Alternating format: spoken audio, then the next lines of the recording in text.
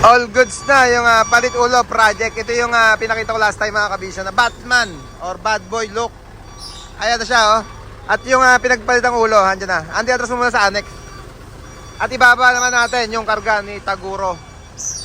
Yung tinowing naman sa Angeles City, Pampanga.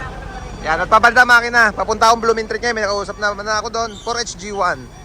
Balik tayo dito, palit ulo project. Kung kailangan din palitan ng cabin ng unit nyo, tawag lang kayo sa number na sa screen natin. All goods na yan, pintura na lang kami para ma-unit na nung kabisyo natin. Yan, Sir Jomar Bayombon. Yan, papunta na si Taguro dyan. Bababa lang kami sandali ng karga. At tinawagan niya kami Sir Jomar, ikarga daw yung kanyang bako, dadalhin sa Republic Cement. Lupay-pay naman, hinuhugasan mo yung ratbo. Lakad kayo mamaya. Ay, dito ka na kay kay Taguro ka na. Si Aaron naman ang bibira para kay Lupay-pay. Meron silang ikakarga na crates. Yan, pag kailangan nyo mga car carrier or self-loading with boom, tawag lang kayo sa number na pala sa screen natin para sa inquiry. Paluwas kami ngayon ni Jay. Kuha kami makina at meron kami titingnan na 4HG1 turbo na cab and chassis.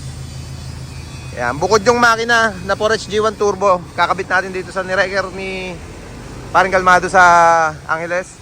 At unit, mga kabisyo natin from Baguio City. Tulungan natin, meron kasi kaming nakitang unit dyan kay Sir Pau Pau sa Tutuban na local unit, 4HG1 turbo siya, galing sa ABS-CBN. Ganda ng unit sa Riwa. Mamaya video ko para makita nyo rin yung kukunin namin mga unit. Yeah boy.